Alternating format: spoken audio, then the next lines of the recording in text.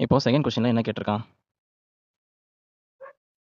Cos inverse of பர்ட்டிகுலரா என்ன X குடுத்துருக்காங்க? Square root of 3/2க்கு அந்த பர்ட்டிகுலர் வேல்யூ வந்து உங்க ரேஞ்சில இருக்குதா? அந்த தீட்டாவோட வேல்யூ உங்க ரேஞ்சில இருக்குதா? அப்போ முதல்ல உங்களோட ஃபங்ஷன் என்னன்னு உங்களுக்கு தெரிஞ்சிருக்கணும். அப்போ உங்க ஃபங்ஷன் என்ன குடுத்துருக்கான்னா, காஸ் இன்வெர்ஸ்.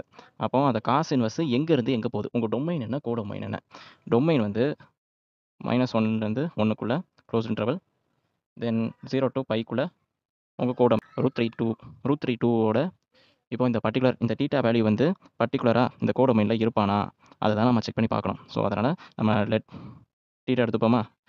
தீட்டா வேல்யூ கண்டுபிடிக்கிறனால let theta is equal to cos inverse of square root √3/2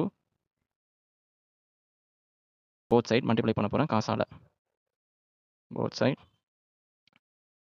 multiple by cos.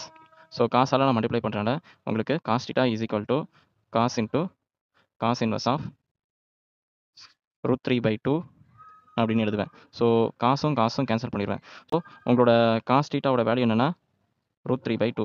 இப்போ எப்போ வந்து உங்க ஃபங்ஷன் வந்து எப்போ வந்து காசு √3/2 எடுக்கும்? காஸ் π/6ல உங்களுக்கு √3/2 எடுக்கும். ஸோ அதனால cos theta is equal to இப்போ காசும் கேன்சல் பண்ணா தீட்டா இஸ் ஈக்குவல் டு π/6ன்னு எழுதலாம். இப்போ π/6 வந்து பர்ட்டிகுலரா இந்த கோடொமைன்ல இருக்கானா? லை ஆகுறானா? அப்படின்னு பார்க்கணும்.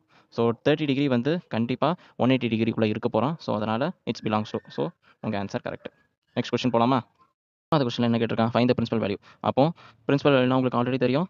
ரேஞ்சை கண்டுபிடிக்க போறோம். எதோட ரேஞ்சு? கொசிக்கன் இன்வெர்ஸோட ரேஞ்சு. அப்போ உங்க ஃபங்க்ஷன் என்ன? ஃபங்க்ஷன் கொசிக்கன்